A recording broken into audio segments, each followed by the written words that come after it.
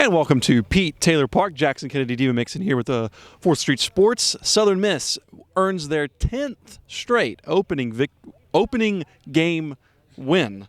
Not opening series win, opening game win against, we're calling it Marist, right? Marist. Against Marist, 4-1.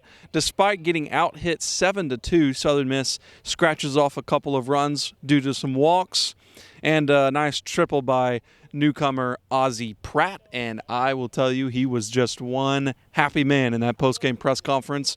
Now, it's game one. There's 64 games left, Jackson.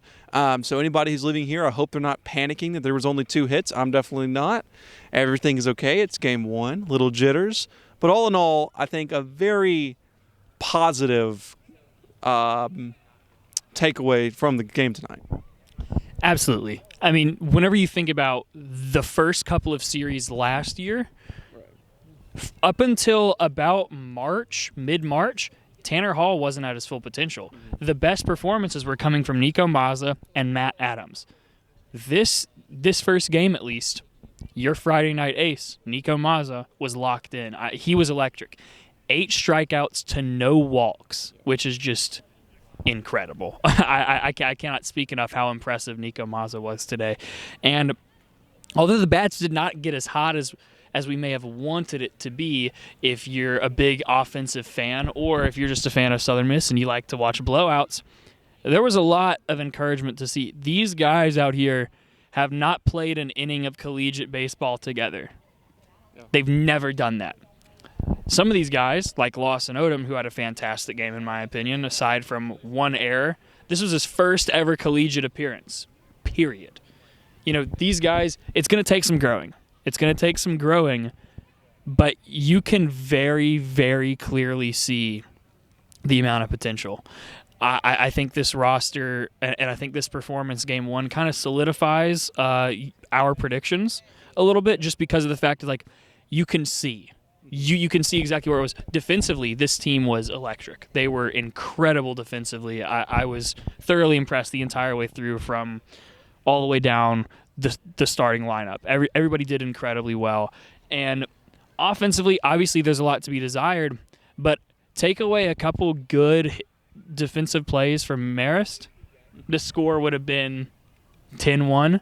And if some of these guys make contact, or if the wind was different, there's only like 1 or 2 factors separating this from being a blowout win to what it is today. I think in due time, this team is going to be something that is very, very feared, and they already are. Yeah, I mean, I think you saw a lot of good things in some of the question marks. I think first and foremost, you're going to start at first base with Matthew Russo winning that job tonight.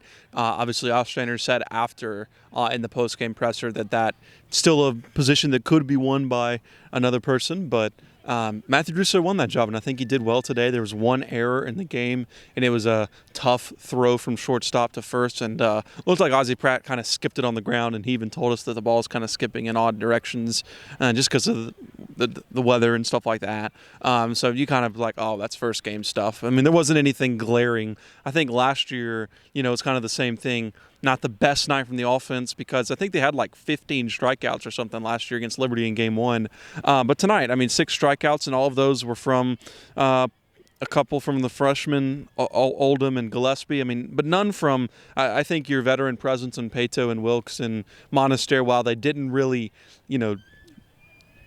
contribute to the score, contribute to the hitting or whatever. They still played well, and I think the on base presence, or on the plate presence from all those players looked to me like a significant improvement from last season. I think the beginning of the game is a perfect example.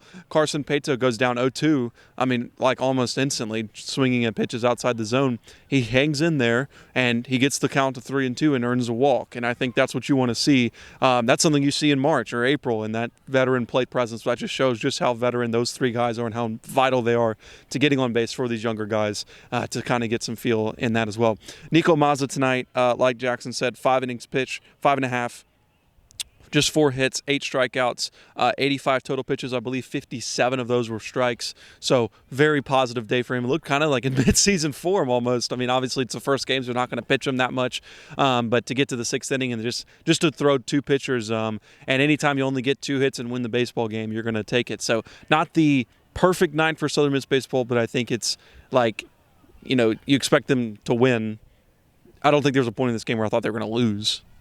No, there was never a point where a reasonable, reasonably thinking, knowing this roster, that you would think they would lose. There were obviously points where people would get nervous, especially whenever Colby Allen had that kind of first game jitters. But then after that, he locked in, man. He was, again, I can't speak enough of how impressed I've been with Colby Allen's growth to where he is today, and kind of bouncing off a point that you made about offensive presence. I mean, Slade Wilkes and Nick Monaster drew a ton of walks. Nick Monaster got hit by the ball 3 times today. First time since 2016 that happened to a Golden Eagle. Can you name the guy?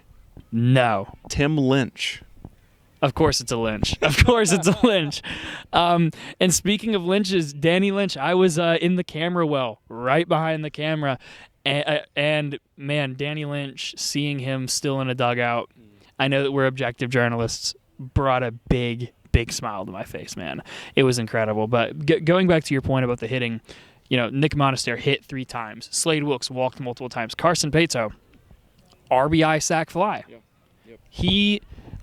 all of those veteran players did pretty much what you wanted them to do, minus the base hit part. They did everything. They had an incredibly veteran presence, and you can tell that the batters that these pitchers had film on, they played scared to them. They threw pitches that you're not going to get any good contact off of, and they barely touched the strike zone, because if you throw something down the middle to any of those 3 players, we're going to have to get a new scoreboard. Yeah, I mean, I think Marist had a pretty good pitcher tonight. I thought he did pretty well. Obviously had a lot of walks, but that was his first collegiate appearance ever, if I'm not mistaken from what I've been told. Yeah, that's pretty hard to come into Pete Taylor Park as your first collegiate appearance and throw. I mean, I thought he threw. I mean, he's going to get the loss, but I thought it was pretty good. It's game 1, so there's not a lot to break down. We're going to do these videos after every series. We decided not to do it after every game because just be a lot. You're kind of like, okay, they won, Baseball is so much different than football. So we're going to do it after every series. We wanted to give you all one after the first game to kind of give you our immediate thoughts. But we're excited to see Billy Oldham tomorrow on the mound, 6 p.m. first pitch after a long day for us, because you got women's basketball, men's basketball, then the baseball game. But Southern Miss gets the win 4-1. Kind of crazy. You only get 2 hits and 4 runs. You'll take that all day. That's what Ostrander said. Ozzie Pratt showed his presence in that shortstop position. He made several throws that looked a lot like Dustin Dickerson. I mean, just bullets over there. And I really thought that, even Gabe Brodus at third made a nice play. I really thought the position battles that were eventually won by these players were the right choices. I do think you could maybe shift a little bit in some areas throughout the season, obviously. But I think all in all, very positive night. And I think Southern Miss fans, nothing to complain about. Now, if they get 2 hits or 1 hit tomorrow, then 1 hit on Sunday, then you're kind of like, oh, well, that was kind of weird, but nothing to panic about tonight. So, but we'll be there tomorrow. Be looking for our coverage. Jackson Kenendy, Dima Mixon here for the Student Prince and Southern Miss Student Media on 4th Street Sports. Thanks for watching. We'll see you tomorrow here at Pete Taylor Park against Marist. Game 2. Southern Miss is 1-0. Ostrander's first ever win as a head coach.